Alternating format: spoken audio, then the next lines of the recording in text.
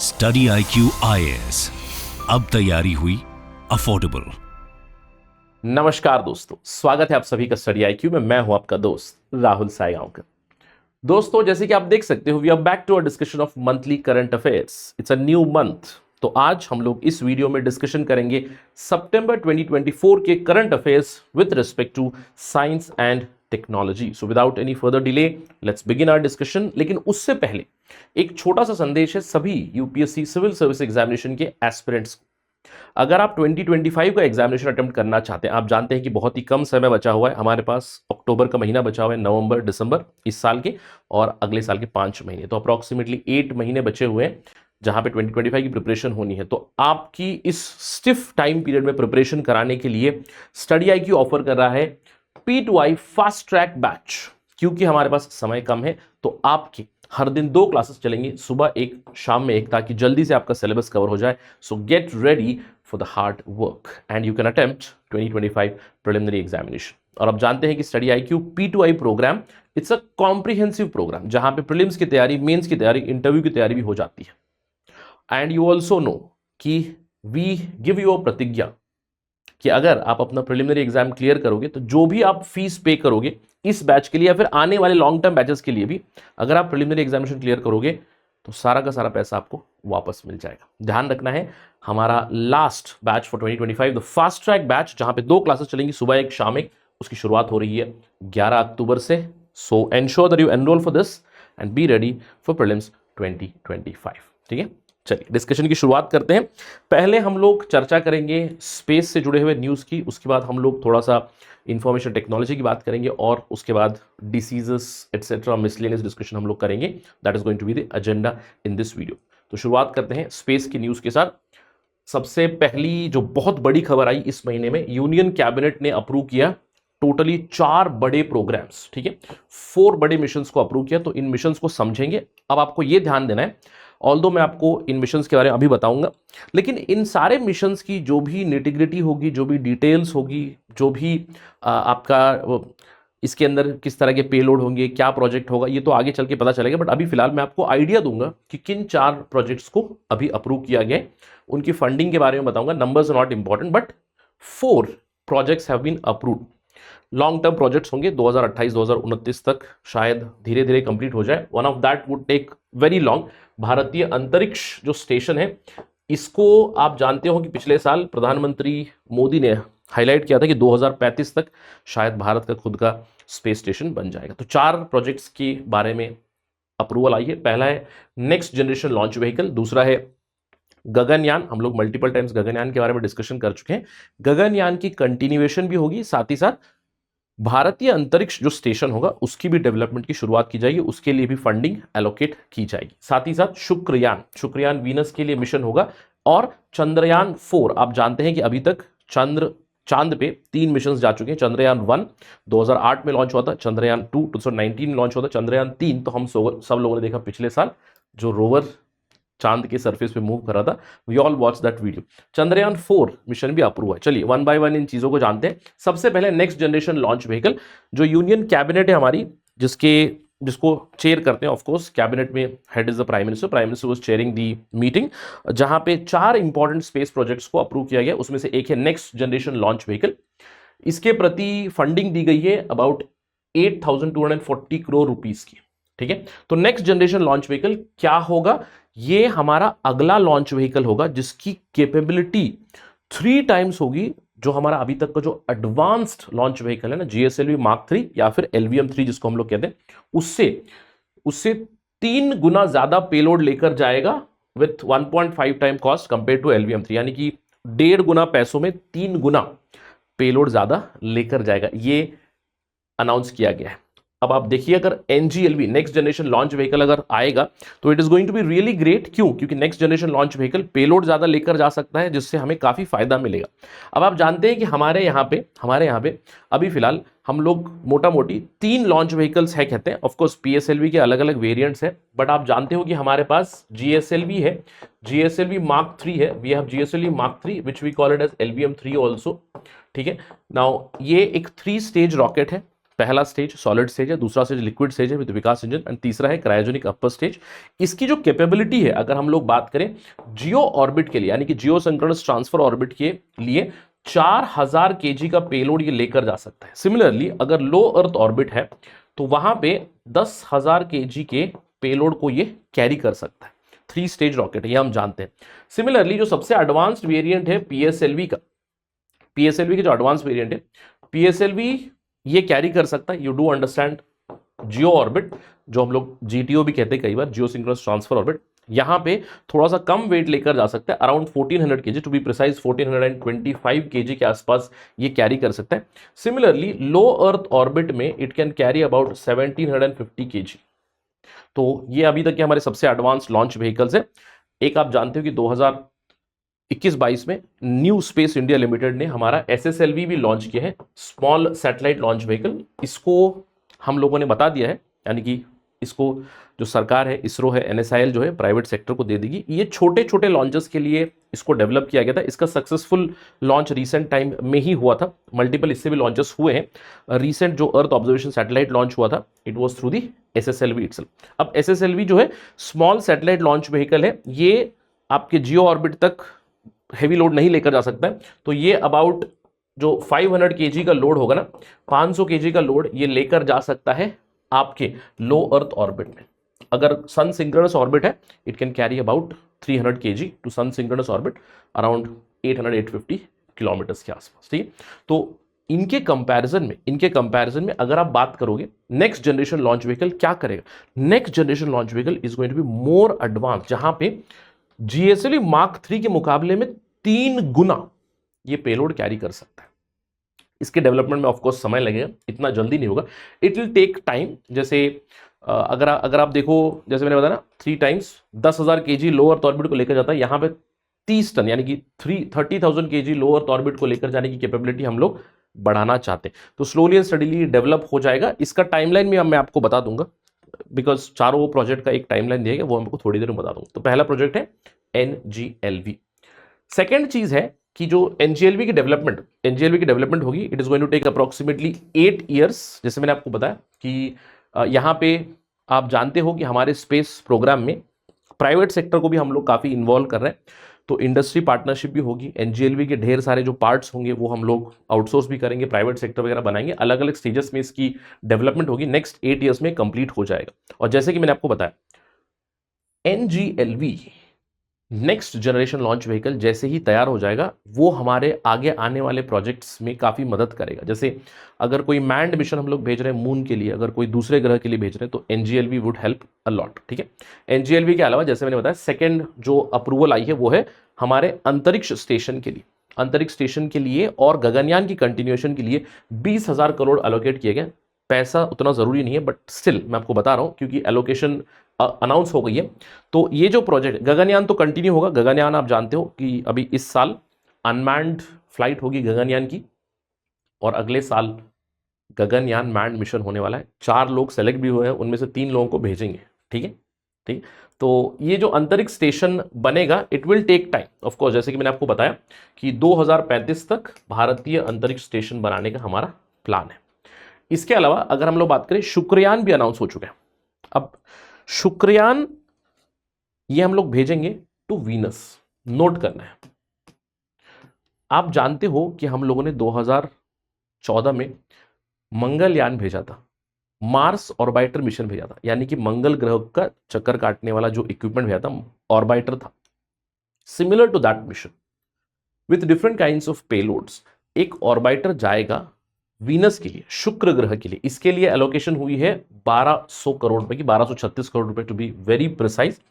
इसका इंटेंशन होगा कि हम लोग शुक्र ग्रह के अपर एटमॉस्फेयर को स्टडी करेंगे, ठीक है। It is going to be an orbiter which is going to orbit, land वैंड नहीं करेगा, ठीक है। अब अगर आप देखोगे वीनस के बारे में, तो वीनस, अर्थ और वीनस की अगर हम लोग कंपेरिजन करें, यू डू अंडरस्टैंड, पहला सन है, सन के बाद you have Mercury, you have Venus, then you have earth, Mars इस तरफ। तो हम लोगों ने पहला मिशन मार्स को भेजा था, अभी हम लोग वीनस को भेज रहे हैं। वीनस बहुत गर्म है, वीनस के एटमॉस्फेयर में प्रेडोमिनेटली कार्बन डाइऑक्साइड मिलता है।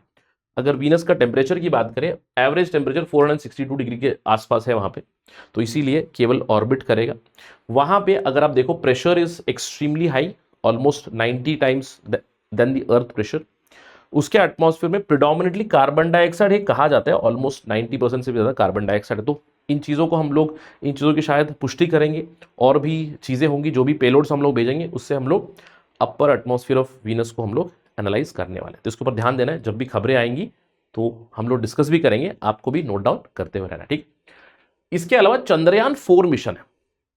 अब चंद्रयान 4 मिशन बहुत ही important mission, this is going to be a mission which will have different parts.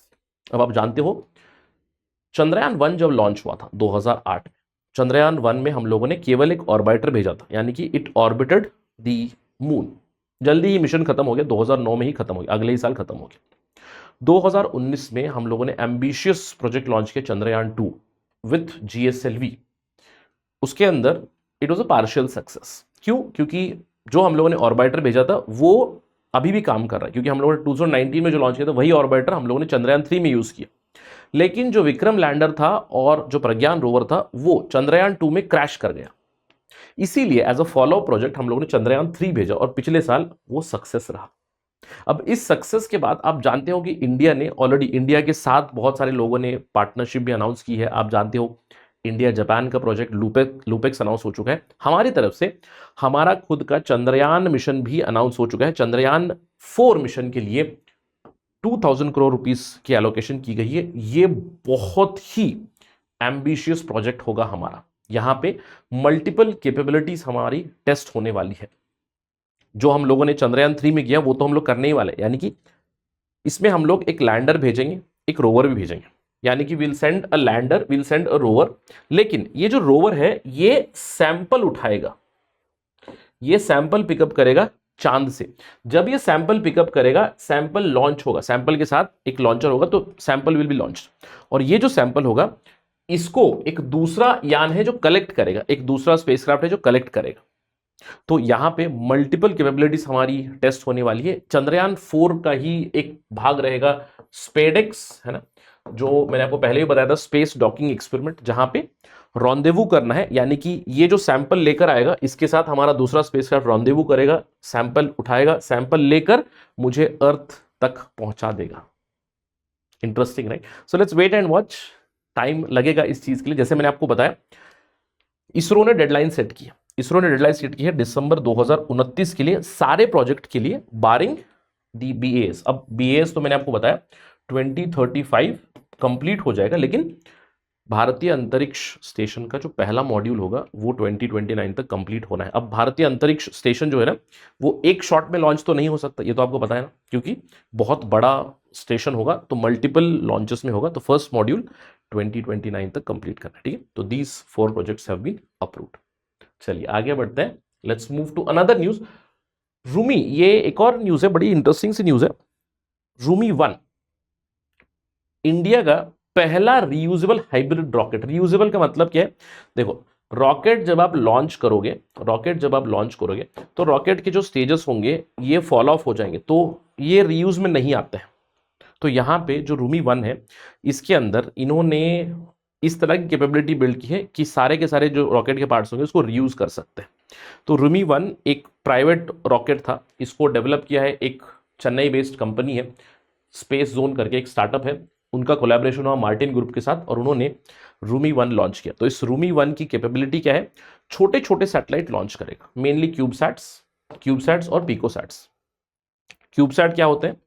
वो जिनका वजन 1 से 10 kg के बीच होता है। पिकोसैट्स वो होते हैं जिनका वजन 0.1 से 1 kg के बीच होता है। और ये जो रूमी 1 है, इसकी कुछ फीचर्स हैं कि इसको सेट किया जा सकता है। जैसे इसका खुद का लॉन्चर होगा।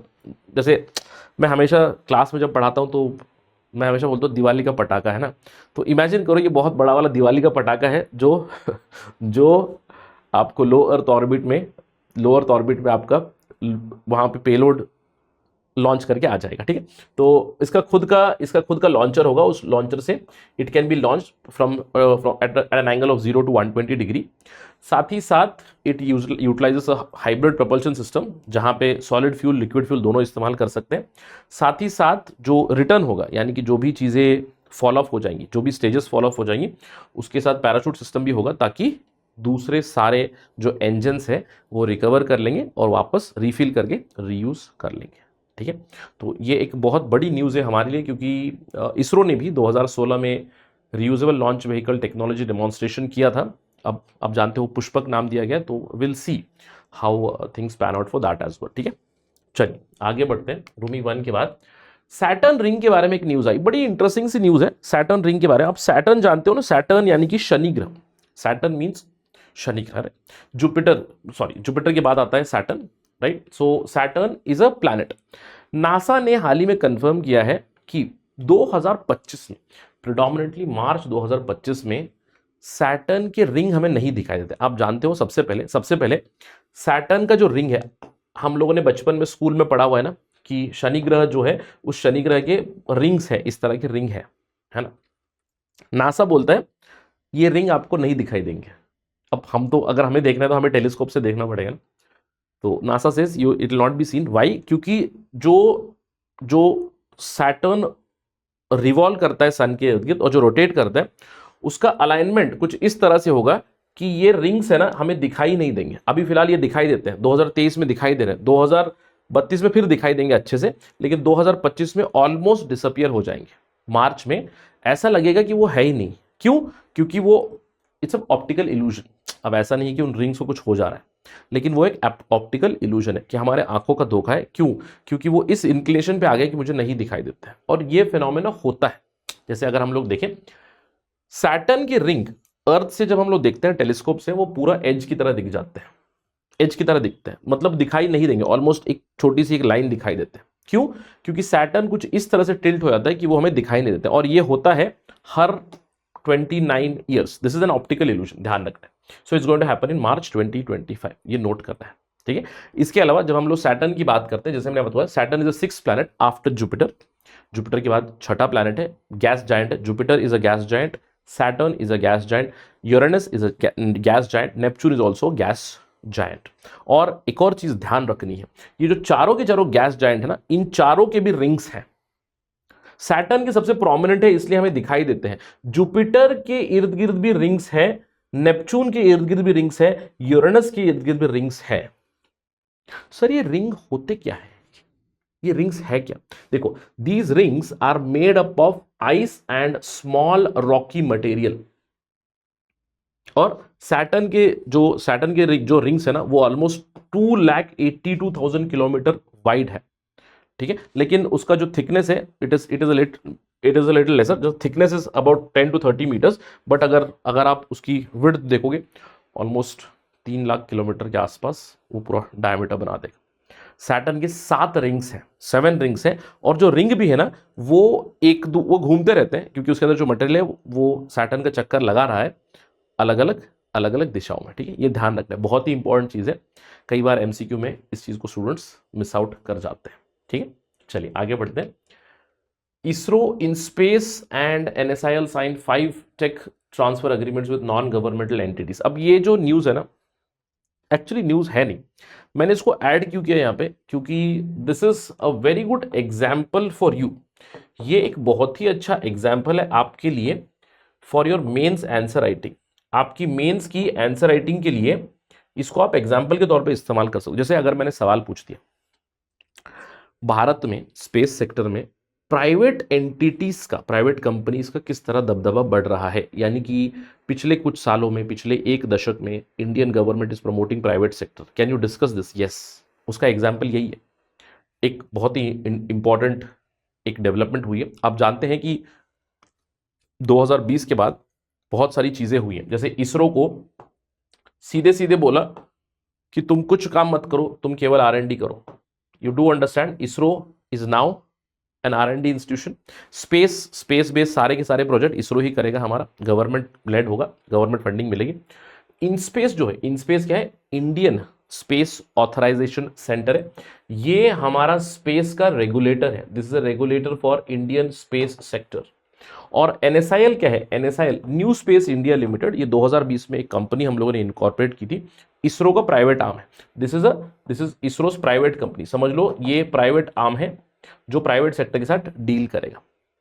तो यहां पे तो लिखा गया 5 टेक अग्रीमेंट, लेकिन अगर आप देखोगे 2020 से लेकर 2024 तक, अभी तक 75 एग्रीमेंट साइन हो चुके हैं अलग अलग प्राइवेट सेक्टर एंटिटीज के साथ। 2020 से अभी तक इसरो ने, इनस्पेस ने, एनएसआईएल ने 75 एग्रीमेंट साइन किए हैं अलग अलग कंपनीज के साथ कि भैया आप स्पेस सेक्टर में प्राइवेटाइजेशन, हम स्पेस सेक्टर में प्राइवेटाइजेशन कर देंगे, आप ये काम संभाल लेना। जैसे मैंने आपको बोला था एसएसएलवी भी प्राइवेट सेक्टर को देने वाले अलग अलग कंपनीज हैं, जैसे कि एनाबॉन्ड है, सैल्वो इंडस्ट्रीज है, माइक्रोपैक है, एस्ट्रा माइक्रोवेव है, काफी प्रोमिनेंट कंपनी है।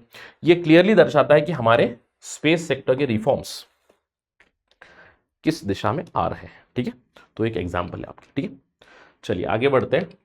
एस्टेरॉइड अपोफिस, ठीक है, asteroid Apophis has the tiniest chance of hitting earth in 2029, may be on Friday the 13th। 13 तारीख को बहुत सारे लोग कहते हैं ना 13 तारीख यार अपशगुन होता है ना, जैसे in the Christian culture, in the western culture it is considered as a bad luck. कई सारे बिल्डिंग्स में 13वां माला नहीं होता है ना, 13वीं रूम नहीं होती है। तो ये कहा जा रहा है कि एक एस्टेरॉइड अपोफिस जो है इट माइट हिट। अगर आप देखो खबर क्या आई कि अप्रैल 13, 2029 को बहुत ही क्लोज फ्लाई बाय कर जाएगा एक एस्टेरॉइड अपोफिस अर्थ के बहुत ही पास से। ठीक है, लेकिन कोई इंपैक्ट नहीं होने वाला है, ध्यान रखना है ये चीज। What is the probability of that hitting the earth? 1 in 2 billion, है ना। 1 in 2 billion प्रोबेबिलिटी होगी जहां पे आपका ये एस्टेरॉइड अपोफिस है, ये अर्थ पे हिट करने का प्रोबेबिलिटी होगा 1 in 2 billion। 1 in 2 billion मतलब बहुत ही लो प्रोबेबिलिटी।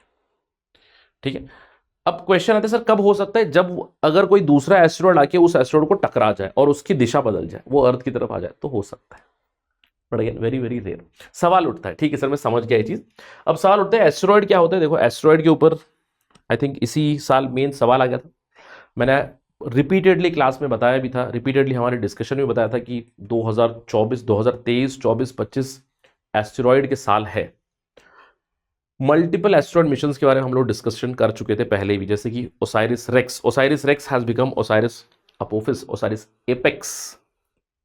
ठीक है, मिशन साइकी मिशन, राइट, जो नासा का मिशन है साइकी मिशन, साइकी एस्टेरॉइड के लिए।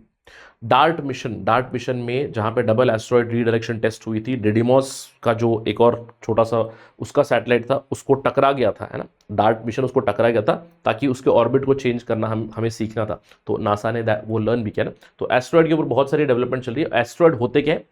एस्टेरॉइड लार्ज रॉकी ऑब्जेक्ट्स है, ध्यान रखना है रॉकी ऑब्जेक्ट्स है, प्लैनेट से छोटे हैं लेकिन मीटियोरॉइड से बड़े हैं, प्लैनेट से छोटे हैं मीटरॉइड से बड़े हैं। मोस्ट एस्टेरॉइड्स बहुत ही इरेगुलरली शेप होते हैं और ये बेसिकली समझ लो कि प्लैनेट नहीं बन पाए। ठीक, अब सवाल उठता है सर ये जो एस्टेरॉइड है, जैसे आपने बताया एस्टेरॉइड है, ये मिलते कहाँ हैं? You do understand almost 2 million के आसपास एस्टेरॉइड्स आपको मिलेंगे इन दी एस्टेरॉइड बेल्ट। सर ये बेल्ट कहाँ आता है? ये बेल्ट आपका आता है मार्स एंड जुपिटर के बीच में, इसको नोट कर लेना है। मार्स और जुपिटर के बीच में एक एस्टेरॉइड बेल्ट है, वहां पे मिल जाता है। कुछ दूसरे एस्टेरॉइड्स भी आपको मिल जाते हैं इस बेल्ट के अलावा। जो एस्टेरॉइड मिलते हैं उन्हें हम लोग कहते हैं ट्रोजन एस्टेरॉइड्स। और ये जो ट्रोजन एस्टेरॉइड्स है बहुत सारे हैं, ढेर सारे ट्रोजन एस्टेरॉइड्स हैं, कुछ कुछ बेल्ट में है, कुछ कुछ बेल्ट के बाहर भी है ट्रोजन एस्टेरॉइड्स, यानी कि जिन्होंने समझ लो कोई स्पेसिफिक ऑर्बिट नहीं कैच किया हुआ है। ये ट्रोजन एस्टेरॉइड्स में इसकी एक कैटेगरी होती है जिसको हम लोग कहते हैं NEA। NEA का मतलब है नियर अर्थ एस्टेरॉइड्स, नियर अर्थ एस्टेरॉइड्स। ये जो नियर अर्थ एस्टेरॉइड जो है ना, उसके अंदर कुछ 1,500 के आसपास है जो पोटेंशियली अर्थ के बड़े ही क्लोजली फ्लाई बाय करते हैं, उसमें से एक है अपोफिस।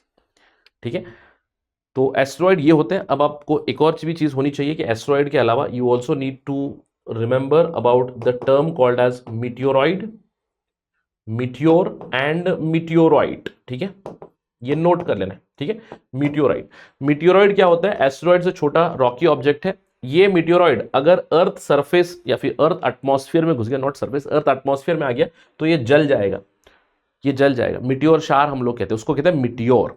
अगर ये मिटियोर अर्थ के सरफेस तक पहुंच गया तो बन जाता है मिटियोराइट, और ये हमें धरती पे दिख जाएगा, मिल जाएगा। ठीक है, इसके अलावा अगर आप अपोफिस की बात करें, अपोफिस जो नाम है ये एक इजिप्शियन गॉड का नाम है। इजिप्शियन गॉड, अपोफिस का मतलब है जो तहस नहस करने वाला जो गॉड है ना, उसका नाम है अपोफिस।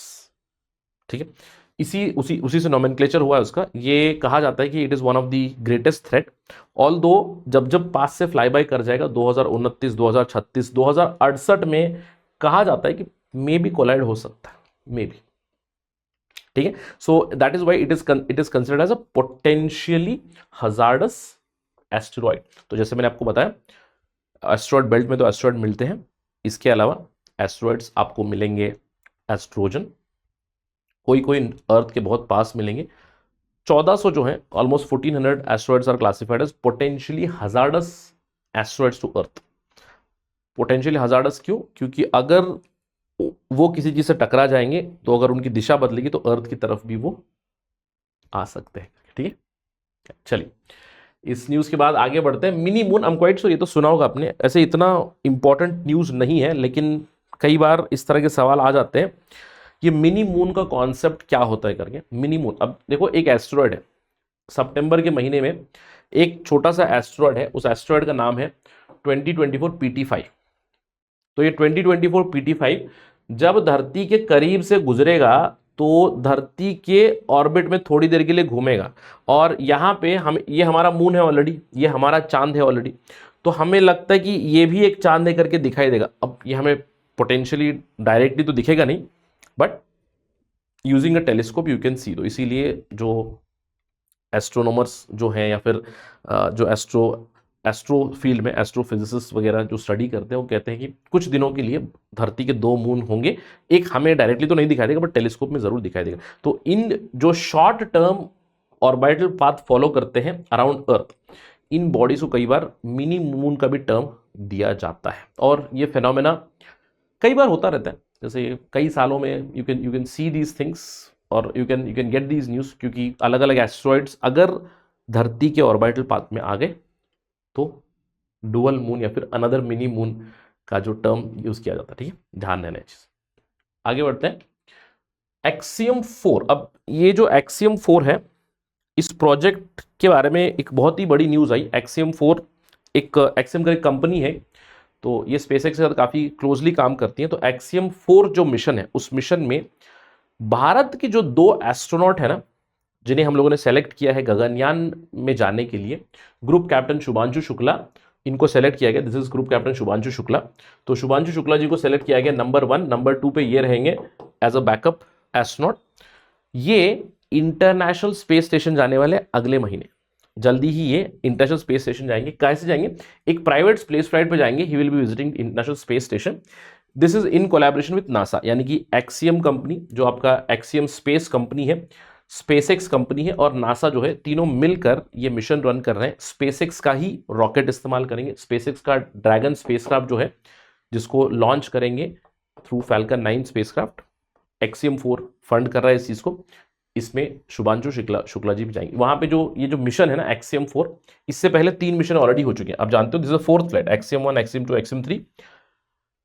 इंटरनेशनल स्पेस स्टेशन पे अलग अलग एक्सपेरिमेंट्स होंगे, अलग अलग प्रोजेक्ट्स रन करेंगे। तो वहां पे ऑलमोस्ट 2 हफ्ते 14 डेज के आसपास Shubhanshu Shukla will spend his time on international space station, where they will be conducting scientific experiments, different demonstrations and other activities.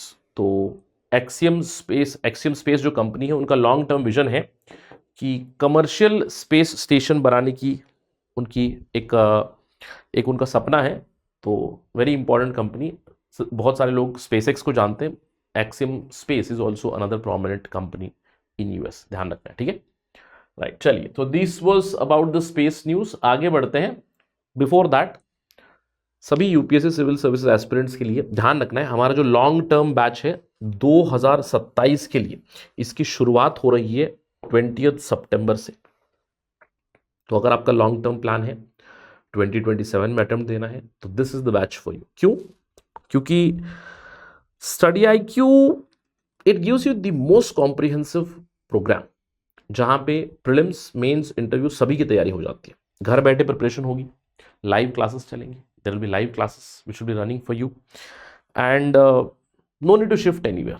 Lecture notes आपको मिल जाएंगे, हर मॉड्यूल के बाद टेस्ट होगी, 1-to-1 मेंटरशिप मिलेगी, एवरीथिंग, टेस्ट सीरीज भी इसी में इंक्लूड है। ये पूरा का पूरा प्रोग्राम आपको मिलेगा लॉन्ग टर्म बैच फॉर 3799 38,000 के आसपास, अगर आप मेरा कोड इस्तेमाल करोगे Rahul live. So do it, class में मिलते हैं एंड लॉन्ग टर्म प्रिपरेशन करते हैं, ठीक है। राइट, चलिए अगले सेक्शन पे चलते हैं। अगला सेक्शन है, मैं कहूँगा इंफॉर्मेशन टेक्नोलॉजी के बारे में। आई एम क्वाइट श्योर इस न्यूज़ को आपने सुना जरूर होगा। परम रुद्रा सुपर कंप्यूटर, सितंबर 2024 में इंडियन प्राइम मिनिस्टर वर्चुअली ही लॉन्च्ड 3 सुपर कंप्यूटर्स, परम रुद्रा सुपर कंप्यूटर्स।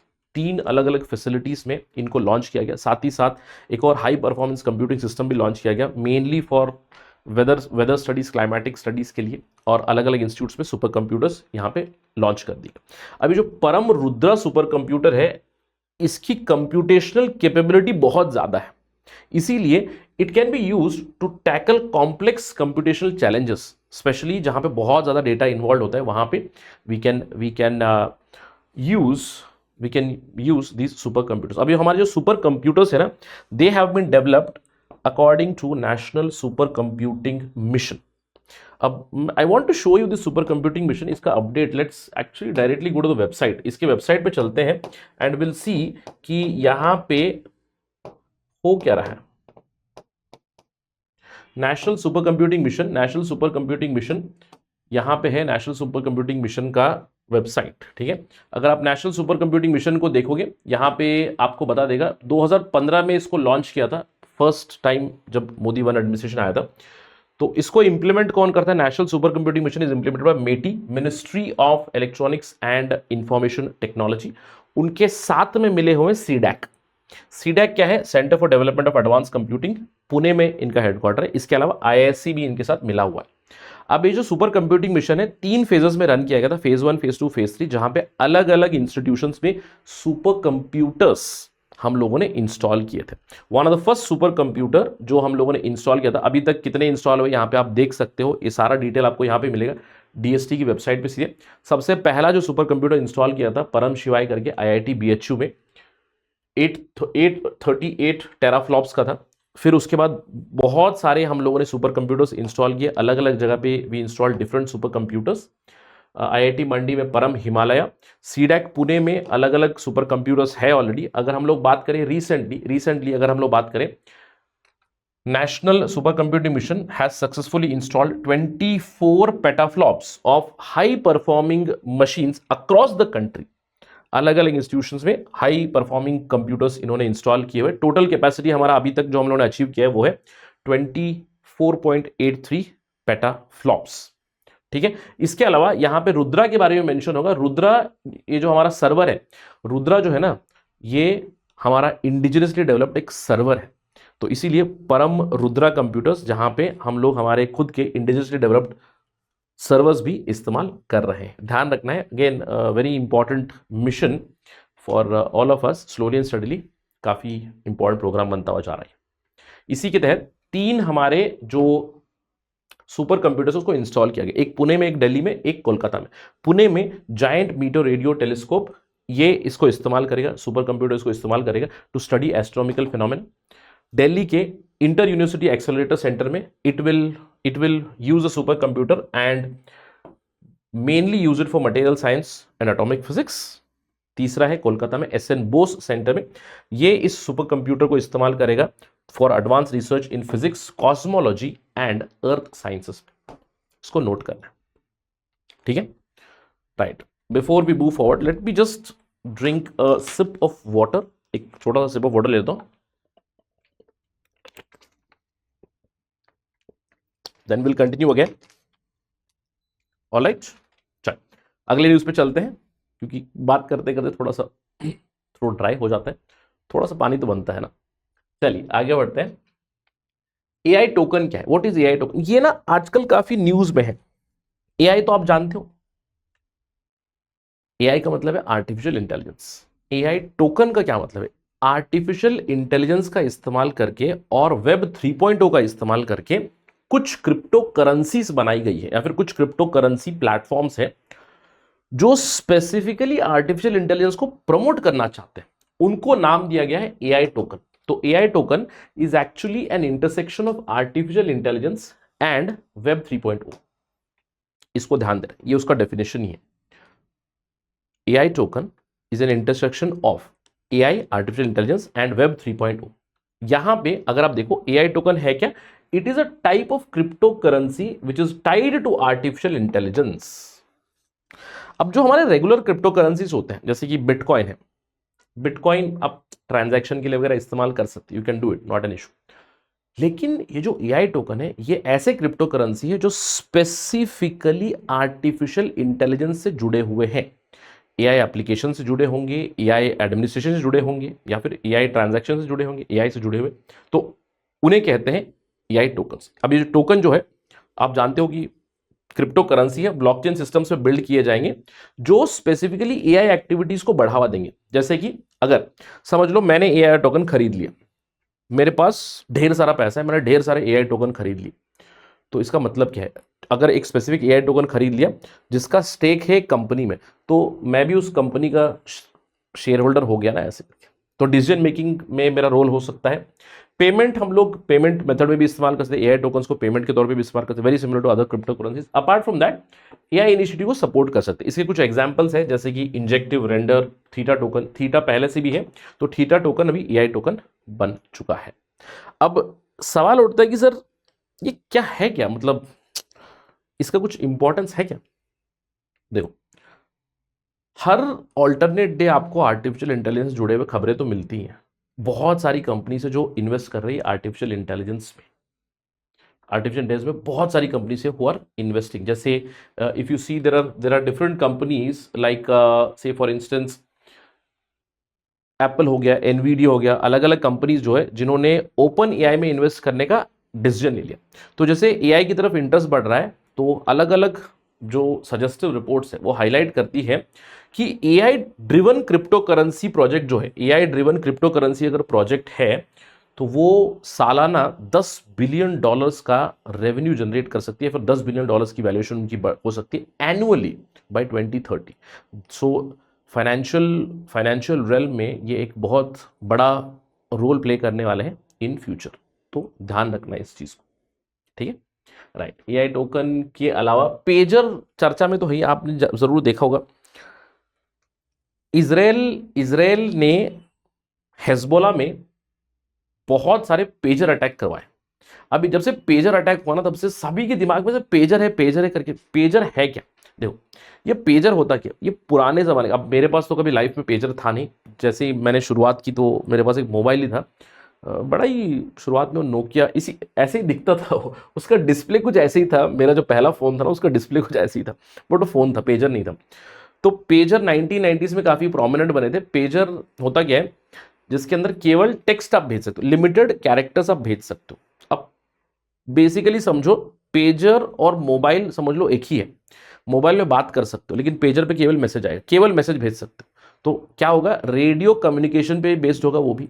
पेजर एक छोटा सा डिवाइस है where you can send limited number of characters, but pager का बहुत बड़ा फायदा होता है। अब it works very similar to your other any kind of radio communication.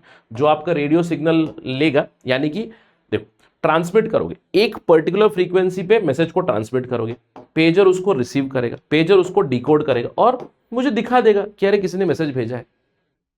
अब ध्यान रखना है, पेजर के अंदर 2 वे पेजर्स भी हो सकते हैं, बट शुरुआत में जब आए थे ना, वो 1 वे पेजर्स थे। अब 1 वे पेजर के साथ बहुत दिक्कत होती है उसको ढूंढ निकालना, है ना। 1 वे पेजर को ढूंढ निकालना कितना दिक्कत है, क्यों?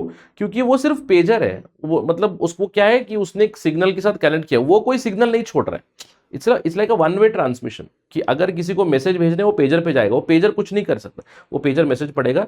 मतलब अब जैसे अब हेजबोला की बात होगी, इमेजिन करो a terrorist organization it has to send a message to the acolytes कि ये करना है, पहुंच गया, है ना, useful, right. So that's why pagers अभी भी, मतलब कुछ कुछ जहाँ पे भी हम लोग कहते हैं ना कि टेक्नोलॉजी आगे बढ़ती हुई जा रही है, बहुत सारे लोग जो चाहते हैं कि डिटेक्ट नहीं होना है etcetera, they use retro technologies. Pager is one of the retro technologies. It also works on radio communication only, radio waves के ऊपर ही, स्पेसिफिक फ्रीक्वेंसी, काफी वाइड रेंज ऑफ फ्रीक्वेंसी पे वर्क करता है।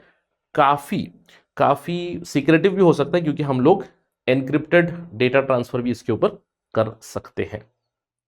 अब आप सोचोगे सर ये पेजर गायब क्यों है? तो लॉजिकल है ना। अरे यार, जहाँ पे केवल मैसेज पढ़ रहा हूँ, अब मोबाइल में मैसेज भी भेज सकते हो, मोबाइल में बात भी कर सकते हो, तो इसीलिए मोबाइल्स इवॉल्व हुए। बट पेजर का उपयोग या फिर पेजर के साथ फायदा क्या होता था कि पेजर बड़े सिंपल टाइप के डिवाइस, बहुत ही सिंपल टाइप के डिवाइस है। क्यों? क्योंकि एक तो बहुत ज़्यादा कवरेज हो जाएगी। तो अगर मैं एक सवाल बना दूंगा, एक सिंपल सा एमसीक्यू बना दिया, आई क्रिएट एन एमसीक्यू, और मैंने बताया कंसिडर द फॉलोइंग स्टेटमेंट। पहले स्टेटमेंट में मैंने बता दिया पेजर के बारे में, दूसरे स्टेटमेंट में मोबाइल के बारे में। मैंने बोला पेजर का जो सिग्नल्स होगा लार्जर एरिया कवर कर सकते, ऑफ कोर्स। अरे 5G में तो कम एरिया कवर करेगा ना, तो लार्जर एरिया कवर करेगा फोन के मुकाबले में। इसके अलावा छोटा सा डिवाइस है, उसके अंदर एक बैटरी डाल दो, महीना महीना चल जाएगा ना। एक बार चार्ज करो तो एक महीना चल सकता है, क्योंकि कुछ दूसरा कुछ कर ही नहीं रहे, इतना छोटा सा उसके अंदर डिस्प्ले है, तो चल जाएगा ना। अपेरेंटली ये कहा जाता है कि जो प्लान किया गया by Israel the attack on Hezbollah, ये कहा जाता है कि जो पेजर्स बेचे गए थे हेजबोला को, उसके अंदर लिथियम बैटरीज थी। उन लिथियम बैटरीज को जैसे उन्हीं को ब्लास्ट किया गया था इजराइल ने। तो इसके ऊपर इंडियन आर्मी की तरफ से भी टिप्पणी आई, it was a master stroke करके। I hope you must have read that news, right. तो यहाँ पे ध्यान देना है, one way pagers generally untraceable होते हैं, क्योंकि स्टेशन से केवल सिग्नल भेजना होता है उसको, ठीक है। तो पेजर्स जनरली उनकी बैटरी लाइफ काफ़ी लंबी होती है, लॉन्जेविटी होती है उनकी, क्योंकि उन्हें ज़्यादा रिचार्ज करने की ज़रूरत नहीं पड़ती है, तो आसानी से यूज़ हो सकते हैं। इसलिए मैंने बोला कि specially terrorist organisations, other organisations, they are using retro technologies ताकि डिटेक्ट ना हो पाए। One of the examples is this pager. तो ध्यान रखना है इसके बारे में, सवाल बन सकते हैं, ओके, ठीक है। And frequency range for pagers can be very wide, right, it can be very wide in comparison to your mobile. अब मोबाइल में जैसे 5G, धीरे धीरे हम लोग भी अलग अलग फ्रीक्वेंसी इस्तेमाल कर रहे हैं, पेजर के लिए भी वाइड फ्रीक्वेंसी इस्तेमाल कर सकते हैं, and we can transmit it, ठीक है। नेक्स्ट है भारत जेन। अब ये भारत जेन क्या है, ध्यान रखना है। भारत सरकार ने रिसेंटली एक इनिशिएटिव लॉन्च किया जिसका नाम है Bharat Gen, which is a generative artificial intelligence initiative. क्यों? क्योंकि मैं चाहता हूं कि मेरे देश में लोगों को जो सर्विसेज मिलेगी, पब्लिक सर्विस डिलीवरी एनहांस हो जाए। कैसे एनहांस होगी? सिंपल है। अभी फिलहाल क्या होता है, समझ लो मुझे प्रधानमंत्री फसल बीमा योजना पे जाना है, सारी चीजें अंग्रेजी में। यार मुझे नहीं आता अंग्रेजी, मैं किसान हूं, मुझे नहीं आता अंग्रेजी, मुझे केवल पंजाबी आती है, या फिर मुझे केवल तेलुगु आती है, मुझे केवल तमिल आती है। तो मैं जाके वहाँ पे कैसे एनरोल करूँ खुद को, है ना। तो मुझे क्या चाहिए, I need more and more information, I need more and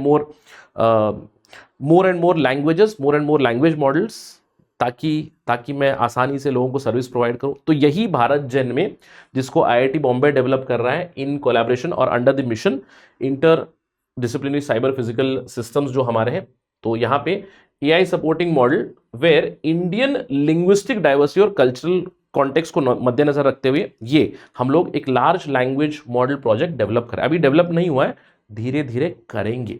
इसके फीचर्स क्या है? मल्टी लैंग्वेज, मल्टी मॉडल, ताकि इंडिया सेंट्रिक डेटा हम लोग इसके अंदर पुट करेंगे। साथ ही साथ ओपन सोर्स प्लेटफॉर्म पे इसको हम लोग डेवलप कर रहे हैं, और डेटा एफिशिएंट लर्निंग मॉडल्स तो रहेंगे कि जैसे इंटरैक्टिव, जैसे चैट जीपीटी है ना, समझ लो I wouldn't call it chat GPT, but a kind of a junior version with India specific information, Indian language information, ठीक है।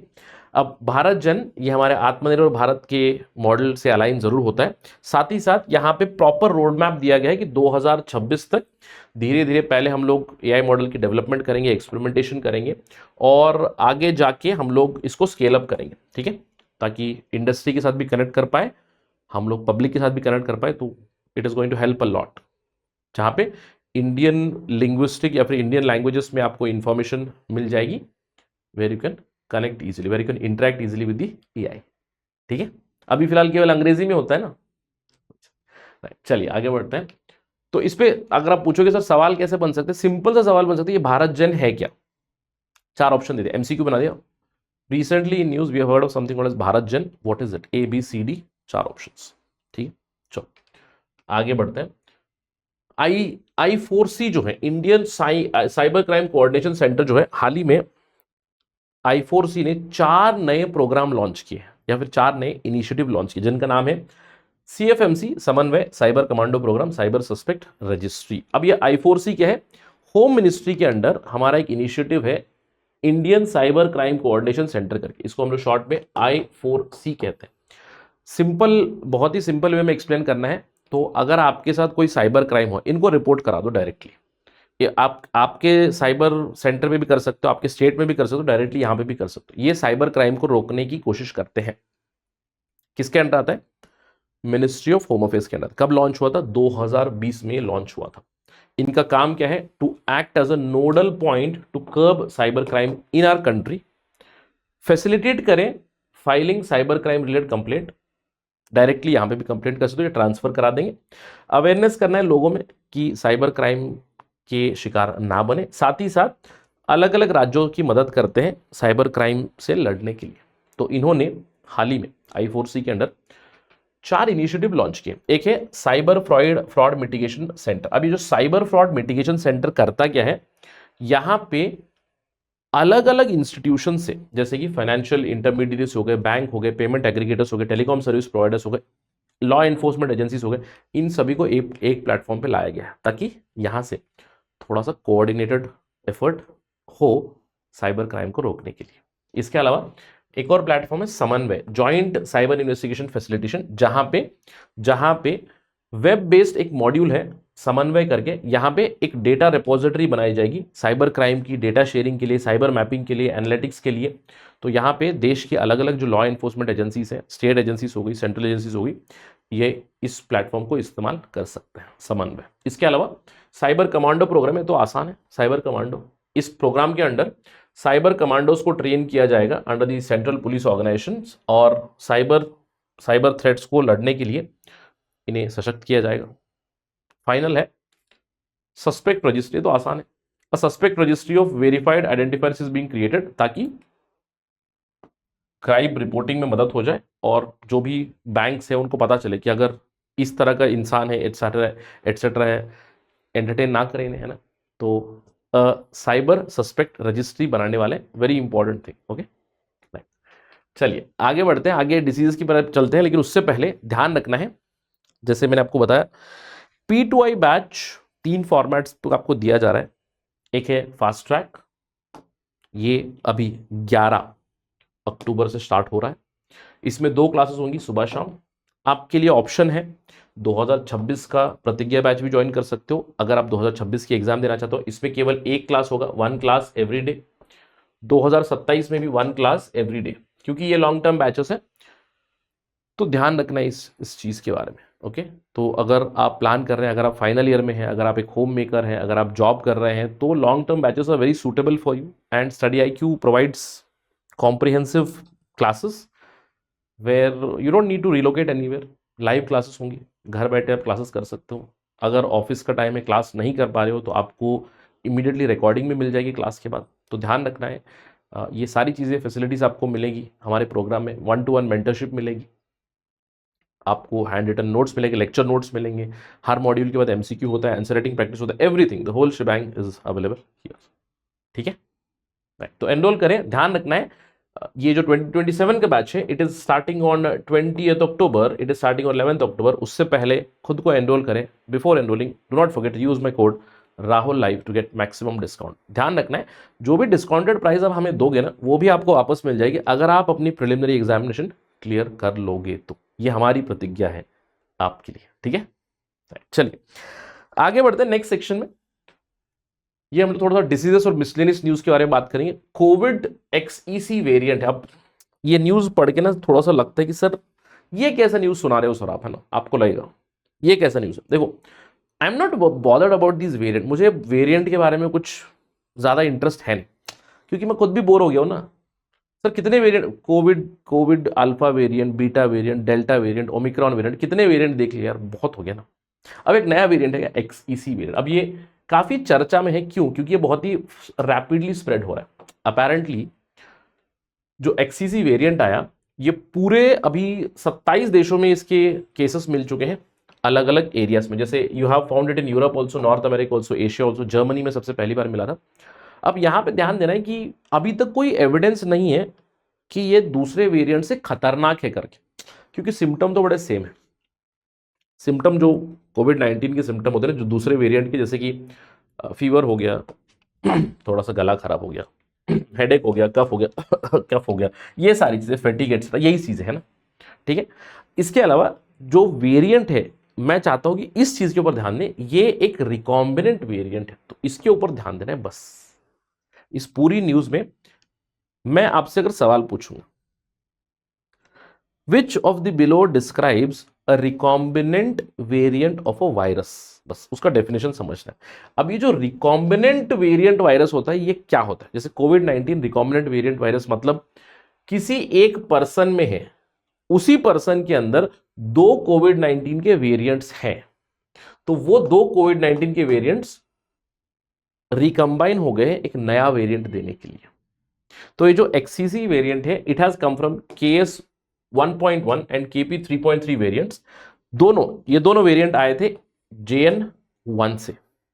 तो एक पर्सन के अंदर ये दोनों मिले और एक नया वेरिएंट बना, और साइंटिस्ट अभी फिलहाल देख रहे हैं, right now they are looking at this variant and studying, क्योंकि इसकी जो स्पाइक प्रोटीन है, वो स्पाइक प्रोटीन में थोड़ा सा चेंजेस आ चुके हैं, जिससे कि बहुत ही आसानी से ट्रांसमिट हो सकता है, लेकिन अभी तक उतना ज़्यादा खतरा कुछ नहीं देखा गया, but still this variant is under study.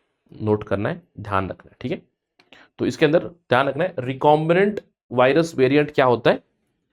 एक पर्सन के अंदर अगर दो वायरस, जैसे कोविड-19 के दो वेरिएंट्स आ गए, तो उन दोनों वेरिएंट्स की रिकॉम्बिनेशन से एक नया वेरिएंट बन गया, that is called as recombinant virus variant. Okay, चलो आगे बढ़ते हैं।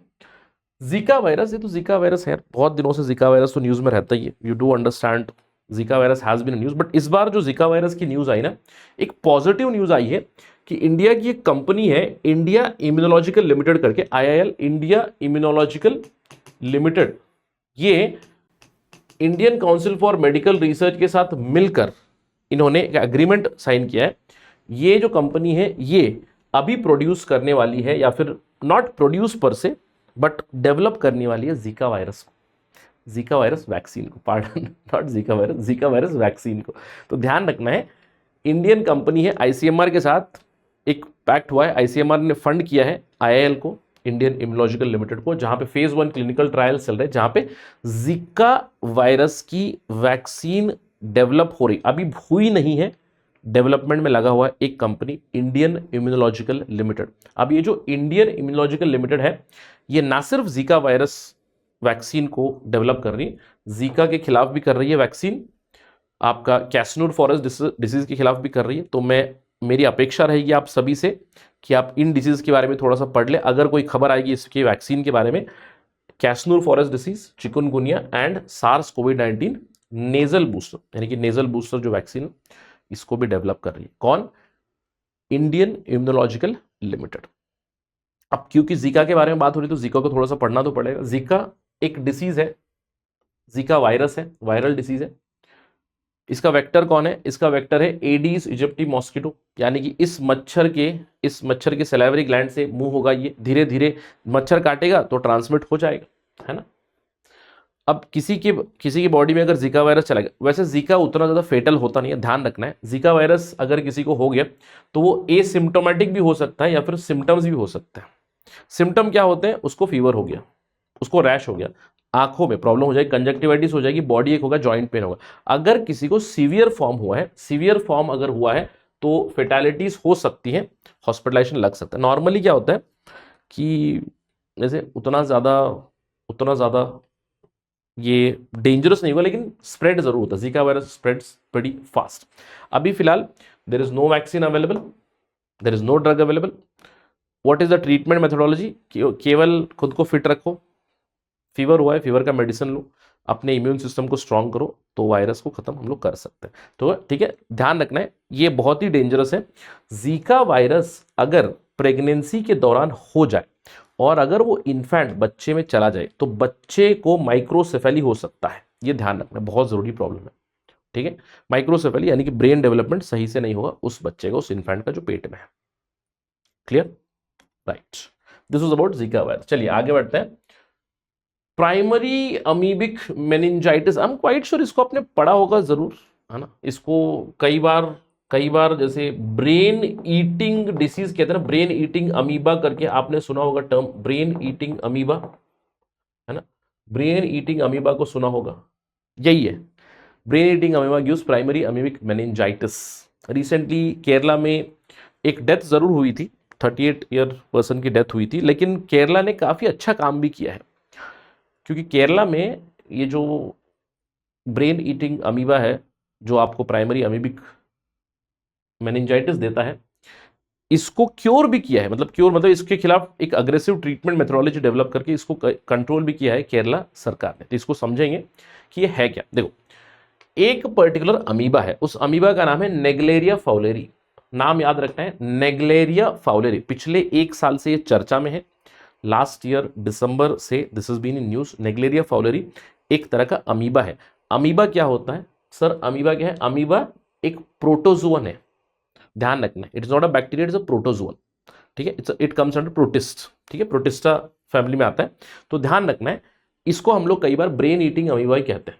सर ये कहाँ मिलता है? गंदे पानी में मिलता है, फ्रेश पानी में नहीं मिलता, गंदे पानी में मिलता है। अगर पानी क्लोरिनेटेड है तो नहीं मिलता है, गंदे पानी में मिलता है, स्टैग्नेंट वाटर में मिलता है। स्पेशली अगर कोई गंदा स्विमिंग पूल है जहाँ पे बहुत दिनों से सफाई नहीं हुई है, तो वहाँ पे मिल सकता है। तो वेरी रेयर इंस्टेंसेस में, जैसे मैंने बताया, स्विमिंग पूल वगैरह में मिलता है अगर क्लीन नहीं किया गया। तो इसी तरह से शुरुआत हुई थी केरला में। तो अगर आप उस स्विमिंग पूल में घुस जाओगे और अगर आपके नाक में वगैरह चला जाएगा, तो उससे वो ब्रेन में चला जाएगा, धीरे धीरे ब्रेन को डिग्रेड करता है, यानी कि ब्रेन में इन्फ्लेमेशन कर देता है, ठीक है। तो ये नेग्लेरिया फाउलेरी क्या करेगा? अगर उस पानी में आप उतरोगे तो आपके नाक के थ्रू ये ट्रैवल करेगा सीधा ब्रेन में, और ब्रेन में आपको प्रॉब्लम दे देगा प्राइमरी अमीबिक मेनिंजाइटिस का या फिर मेनिंजोसेफेलाइटिस का, PAM भी हम लोग कहते हैं इसको शॉर्ट में। अब ध्यान रखना है, ऑल्दो ये जो अमीबा है इसको खत्म कर सकते, मतलब ये मर जाएगा। जैसे अमीबा की लाइफ साइकिल की अगर आप बात करोगे, अमीबा की लाइफ साइकिल में आता है ट्रोफोजाइट, फिर फ्लैजेलेट, ट्रोफोजाइट, फ्लैजेलेट और सिस्ट फेजेस आते हैं। तो ये जो सिस्ट फेज है ना, ये बड़ा टफ फेज है। सिस्ट फेज के अंदर ये जो अमीबा सर्वाइव कर जाएगा। अगर वो ट्रोफोजाइट है, फ्लैजेलेट है, तो आसानी से मार सकते हैं इसको, ये मर भी जाएगा, है ना, ये खत्म भी हो जाएगा। लेकिन अगर सिस्ट फेज में है तो ये बच सकता है। It can even survive very high temperatures, बहुत हाई टेम्परेचर्स भी सर्वाइव कर सकता है। Even high temperature and cold temperature, extreme cold को भी सर्वाइव कर सकता है। जनरली वार्म वाटर्स में मिलता है, अराउंड 35-40 डिग्री सेल्सियस वाटर्स में आपको ये आसानी से मिल जाते हैं। और अगर चला जाएगा तो ट्रीटमेंट अभी फिलहाल जो किया गया है, जैसे इसीलिए कहते हैं फ्रेश वाटर में ही जाए, जो गंदा स्टैग्नेंट वाटर है, स्टैंडिंग वाटर है, तो उसके अंदर ना उतरे, ठीक है। अब इसके खिलाफ सर अगर ये आ गया तो क्या होगा? रेयर केसेस में यू हैव सीन की डेथ भी हुई है, जैसे फेटल भी हो सकता है। एक कोरिया में भी डेथ हुई थी, केरला में पिछले साल भी डेथ हुई थी, अभी रिसेंट में भी डेथ हुई है। तो केरला में ऑलमोस्ट 16 से 18 केसेस आ गए थे, लेकिन ट्रीट हुआ है, which is a very good thing कि केरला गवर्नमेंट ने एक स्पेशल मेडिकल बोर्ड बनाया, और स्पेशल मेडिकल बोर्ड ने जिन जिन पेशेंट को पैम हुआ था ना, प्राइमरी अमीबिक मेनिंजाइटिस हुआ था, उनको एक एंटीबायोटिक्स का कॉकटेल दिया, मतलब अलग अलग एंटीबायोटिक्स का मिश्रण दिया, जिसके अंदर प्रिडोमिनेंटली एक ड्रग इंट्रोड्यूस किया, मिल्टेफोसिन। मिल्टेफोसिन अलग अलग एंटीबायोटिक्स के साथ मिलाकर दिया। ये मिल्टेफोसिन क्या है? Miltefosine is a anti parasitic drug. तो पैरासाइट जो होते हैं उसको खत्म करने में मदद होता है। तो ये मिल्टेफोसिन और अलग एंटीबायोटिक्स मिलाकर एक ट्रीटमेंट रेजिमेंट डेवलप किया गया, और इस रेजिमेंट से पता चला कि पेशेंट्स ठीक हो रहे हैं। तो ये ध्यान रखना है। तो टू सम एक्सटेंट अगर आपसे कोई पूछे can we defeat PAM, primary amoebic meningitis, yes. ये केरला गवर्नमेंट की जो स्टेट बोर्ड है, जो स्टेट इन्होंने एक स्पेशल बोर्ड बनाई थी, मेडिकल बोर्ड, उसने ये ट्रीटमेंट मेथोडोलॉजी की हुई है, which is going to be really useful for any future problems as well, ठीक है, ध्यान रखना। चलिए आगे बढ़ते हैं। लेप्टोस्पायरोस, ये एक बीमारी है लेप्टोस्पायरोस। ये हाल ही में बड़ा चर्चित हुई थी, आपने देखा होगा। पंजाब के जो सीएम है भगवंत मान, तो आई थिंक स्टेज पे ही थे, कुछ फंक्शन चल रहा था, तो आई थिंक ही फेंटेड, अगर मैं गलत नहीं हूँ तो। आपने न्यूज़ वगैरह पढ़ी होगी, दो वो न्यूज़ हमारे लिए ज़रूरी नहीं है, लेकिन मतलब ज़रूरी in the sense for UPSC civil service examination, political news पे ज़्यादा हम लोग फोकस नहीं करते, बट फेंट जो हुए क्यों हुए ये बहुत ज़रूरी है ना। अब फेंट हुए क्यों हुए? इनको डायग्नोज किया गया और बताया गया कि इनको बीमारी हुई है लेप्टोस्पाइरोसिस करके। अब ये लेप्टोस्पाइरोसिस क्या है, इसको समझना जरूरी होता है हमारे। लेप्टोस्पाइरोसिस एक बहुत ही रेयर बैक्टीरियल इंफेक्शन है, इसको रैट फीवर भी कहते हैं, है ना, रैट फीवर भी कहते हैं। लेप्टोस्पाइरोसिस किसकी वजह से होता है? Leptospirosis is caused because of a bacterium. I am repeating this, leptospirosis का जो कॉज है वो एक बैक्टीरिया है, उस बैक्टीरिया का नाम है लेप्टोस्पिरा इंटरोगेंस, लेप्टोस्पिरा इंटरोगेंस, या फिर शॉर्ट में लेप्टोस्पाइरा भी इसको कहा जाता है। ये जो लेप्टोस्पाइरा है ये प्रिडोमिनेंटली ट्रॉपिकल एरियाज में मिलता है, यानी कि हमारे इलाके में जहां पे बहुत ज्यादा बारिश होती है वहां पे मिलता है। इसका जो ट्रांसमिशन होता है जनरली वाइल्ड एनिमल से, आपके घर पे अगर पेट एनिमल से उनसे भी हो सकता है। वाइल्ड एनिमल्स, डोमेस्टिक एनिमल्स, चूहे, rodent, cattle, pigs, dogs etcetera इसको कैरी कर सकते हैं। कैसे कैरी करेंगे? ये बैक्टीरिया इन एनिमल्स की यूरिन के थ्रू स्प्रेड होता रहेगा। Bacteria spreads through urine of these animals, और अगर ये पानी में है, कंटेमिनेटेड पानी में है, थ्रू यूरिन मिक्स हो गया, तो हफ्तों तक, इनफैक्ट कई बार महीनों तक सर्वाइव कर सकता है। अगर एक बार ह्यूमन में आ गया, जैसे भगवंत मान को हो गया, अगर भगवंत मान के अगल बगल में जो भी लोग थे उनको भी होगा क्या? नहीं, ह्यूमन टू ह्यूमन ट्रांसमिशन नहीं होता है। नोट करना है, there is no human to human transmission of leptospirosis. अब सवाल उठता है, सर बड़ा खतरनाक है क्या? अगर ये होता है तो क्या होता है? देखो, लेप्टोस्पाइरोसिस किसी को हो जाता है तो जनरली पहले फेज में, फर्स्ट फेज में, इसके दो फेजेस होते हैं। पहले फेज में लोगों को जैसे ठंड लग जाती है, चिल होते हैं, फीवर हो आता है, चिल्स होते हैं, सरदर्द होता है, मसल एक होता है, वॉमिटिंग, डायरिया और जैसे वीकनेस भी हो जाती है। लेकिन अगर सीवियर हुआ, इसको ट्रीट नहीं किया गया, अगर बहुत सीवियर हुआ, then it can even cause kidney और liver failure and it can also cause death. कई बार it can also cause you meningitis, encephalitis जो हम लोग कहते हैं ना, तो ब्रेन और स्पाइनल कॉर्ड में इन्फ्लेमेशन भी कर देता है, एंसेफेलाइटिस की प्रॉब्लम भी आपको कर देगा। ठीक है, ध्यान रखना है चीज। तो सवाल उठते, सर किसी को लेप्टोस्पाइरोसिस हुआ तो क्या होता है? अरे ट्रीटमेंट है ना, ट्रीटमेंट अवेलेबल है। लेप्टोस्पाइरोसिस किसी को हुआ तो एंटीबायोटिक्स दे दो। एंटीबायोटिक जैसे कि पेनिसिलिन है, आपका डॉक्सीसाइक्लिन है, ये लेप्टोस्पाइरोसिस पे काम कर जाएंगे और लेप्टोस्पाइरोसिस को खत्म, यानी कि लेप्टोस्पाइरा बैक्टीरिया को खत्म कर देंगे। ठीक है, ध्यान देगा। Good. So this was the discussion for this months current affairs. But जाने से पहले आप सभी लोगों को फूड फॉर थॉट के तौर पे कुछ इंपॉर्टेंट न्यूज स्निपेट्स मैं आपको दिखा रहा हूं, जो मुझे लगा कि शायद इनके ऊपर हम लोग और भी ज्यादा सोच सकते हैं, और शायद इसको इसको हम लोग कुछ और टॉपिक्स के साथ जोड़ सकते हैं, मेंस की तैयारी कर सकते हैं। जैसे कि एक पर्टिकुलर न्यूज था, worst nightmare, Elon Musk Starlink satellites could blind radio telescopes. अब ये जो इलॉन मस्क का जो जो उसका इंटरनेट प्रोवाइड करता है ना, स्टारलिंक जो प्रोवाइड करता है, हजारों सैटेलाइट हो गए यार।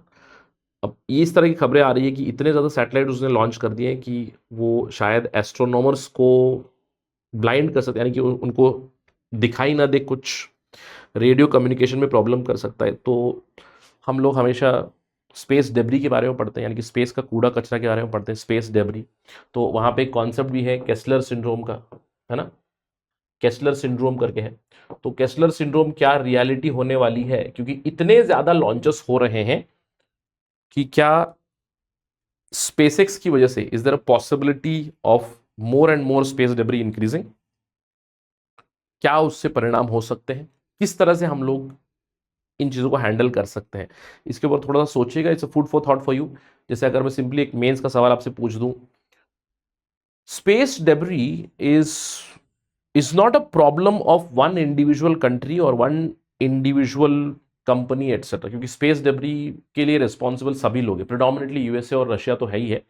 लेकिन इसका सॉल्यूशन ढूंढने के लिए कहीं ना कहीं एक ग्लोबल एफर्ट की जरूरत पड़ेगी। तो उस ग्लोबल एफर्ट की तरफ हमें ऑलरेडी कदम उठा लेना चाहिए था, है ना, और चाहिए भी, आगे भी उठा लेना चाहिए था। ऑलरेडी देर हो चुकी है बट उठाना चाहिए। जैसे संयुक्त राष्ट्र की तरफ से कोई कदम आने चाहिए, इंटरनेशनल कम्युनिटी को साथ में आना चाहिए कि इतने ज़्यादा सैटेलाइट्स अगर लॉन्च करेंगे तो शायद जो केस्लर सिंड्रोम, डोनाल्ड केस्लर ने जो अनुमान लगाया था कि एक बार कॉलिजन हो जाएगा तो इतना ज़्यादा कैस्केडिंग कॉलिजन्स हो जाएंगे कि सारे के सारे आपके सैटेलाइट जो है लो अर्थ ऑर्बिट में वो खत्म हो जाएंगे।